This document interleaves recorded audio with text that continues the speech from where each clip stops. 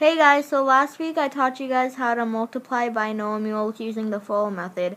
So this week I'm going to teach you another method called the box method. So here we go. So there's not really any vocabulary to know. So first you draw a box like the one right here.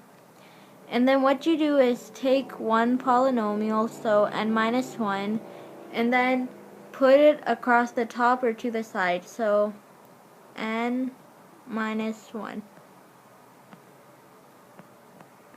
So you could also put the polynomial right over here, or you could put the other one here too. So 2n minus 2, 2n minus 2. Like I said before, you could also switch them and put them on the other side. So what you do is, it's kind of like a multiplication chart. So 2n times n is 2n squared. And then, like a multiplication chart for this box, look at the two columns that correspond with it. So 2n times a negative 1 is a negative 2n. So you have your top column finished. And then for the bottom, negative 2 times n is a negative 2n. And then negative 2 times negative 1 is a positive 2. So 2n squared minus 2n minus 2n plus 2. So after you fill out the box, like you can see here, just take all this and put it down and write it all out. And then, like normal, combine your like terms. So 2n squared minus 4n plus 2. So your answer is 2n squared minus 4n plus 2. And if you did it right, you can see that these two are like terms, so you don't even have to even write it out if you don't want to. You could just already combine it right here. So remember that if you know you did it wrong if these two aren't the like terms. And another thing is that I probably should have said this last week, but for the FOIL method, you can't use it all the time. You could only use it when there's two binomials. So say if a problem was like n minus 1 and then 2n plus 1 minus 3. You couldn't use the FOIL method because both of them are binomials. But for the box method, you could use it for any type of problem. So for number 2, I drew the box, and then I'm going to take one polynomial and write on the top. So r plus 1. And then I'll take the other one and put it to the side. So r minus 3. So now I'm going to multiply. So r times r is r squared. R times 1 is just r. Negative 3 times r is negative 3r. And then negative 3 times a 1 is a negative 3. So I'm just going to go ahead and combine these. So r squared minus 2r minus 3. So this is the answer. So I'm going to take one polynomial, so 2x minus 3, and then take the other one, 3x plus 3. 3x times 2x is 6x squared. Negative 3 times 3x is negative 9x. Then 2x times 3 is 6x. Then negative 3 times 3 is a negative 9. So again, I'm going to just go ahead and combine these. So 6x squared minus 3x minus 9 is the answer.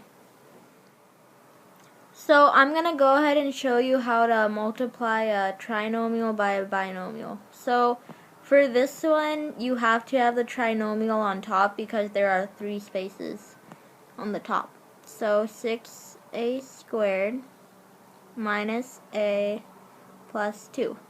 And you could see that the box looks a little bit different because we have to make sure we fit all the binomial and trinomial in it. So 4a plus 2. Okay. So 6a squared times 4a is 24a to the third. Then 4a times a negative a is a negative 4a squared. And then 4a times 2 is 8a. And then 6 times 2 is 12a squared. Negative a times 2 is negative 2a. And then 2 times 2 is 4. And even for this one, you could draw that little line and it shows which one are the combining terms. So first is 24a to the third. And then our answer is 8a squared because we combined those.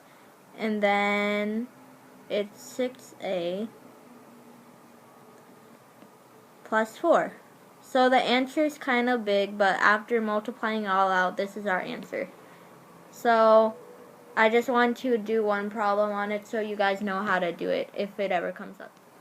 Pause the video, grab some paper, and try doing these problems on your own. So for number 5, 4 times 3 is 12, and then the x's is x squared. Negative 4 times 4 is 16x, negative 16x. 3x times 3 is 9x. And then negative 4 times 3 is negative 12. So these will combine, and so it's 12x squared minus 7x minus 12. For number 6, k times k is k squared. Negative 2 times k is negative 2k. K times negative 3 is negative 3k. Then negative 3 times a negative 2 is a positive 6. So then these combine.